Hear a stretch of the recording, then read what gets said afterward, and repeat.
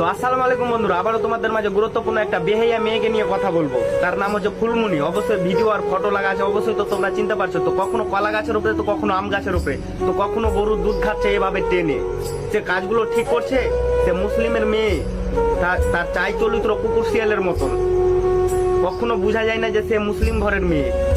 আরে সে খারো ধান্যের মতন। আর তার স্বামী তার বউকে লাগিয়ে দিয়েছে অনলাইনে দেহু ব্যবসা। ভিডিও বানার কোনো চাই চরিত্র নেই। আমি বাস্তব কথা বলবো, তার স্ত্রীও অনলাইনে নিজের দেহটাকে দিয়ে দিয়েছে। আর আমি একটা বাস্তব কথা বলবো, একটা আলিম যে তার কিছু প্রবন্তরে একটা কথা বললো, তার কথাটা শুনে যে আমি যে কিছু শাসন হব, এই যে ফুলমনি কিছু যে শাসন হব, না শাসন না, সে একটার পর একটা জঘন্য ভাবে ভিডিও ছাড়তেই আছে। তো ফুলমনি কত পরিমাণে খারাপ হলে একটা জালসার স্টেজে যে একটা মাওলানা সাহেব তার নামে কিছু কথা বলে।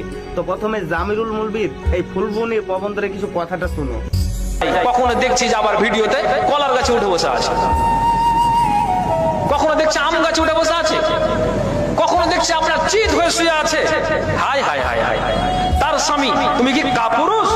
তোমার নারী, তোমার বিবির ইজ্জতটাকে তুমি বিক্রি করে দিয়ে তুমি কামাই খাচ্ছ। তোমাকে তো হায়া করা দরকার। অপরাধী তুমি, তোমার বিবি। এর জন্য তোমাকে জাহান্নামে যেতে হবে। মেয়েটাকে চিনতে পেরেছেন? তার নাম হলো ফুলমনি খাতুন। চিনতে পেরেছেন? ফুলমনি খাতুন। এই নারীটা এতটাই সমাজটাকে নষ্ট করে দিয়েছে।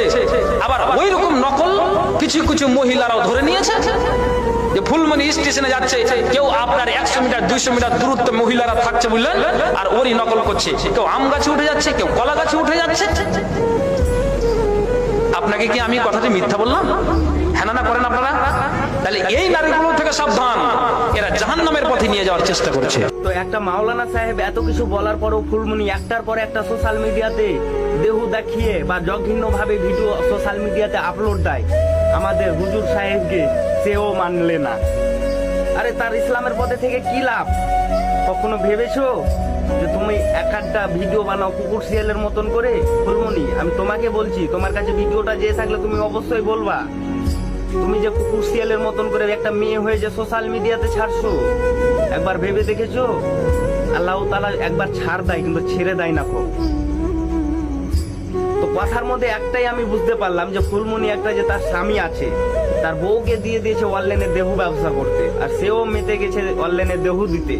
আমি বাস্তব কথা বলবো, হয়তো শুনতে তারে খারাপ লাগবে, কিন্তু হ্যাঁ আমি বাস্তব কথা বলবো। তুমি অনলাইনে তোমার বউকে দিয়ে দিয়েছো দেহু ব্যবসা করতে, আর তোমার স্ত্রীও দেহু ব্যবসা করতে ব্যস্ত আছে। তো এই সোশ্যাল মিডিয়াতে এসে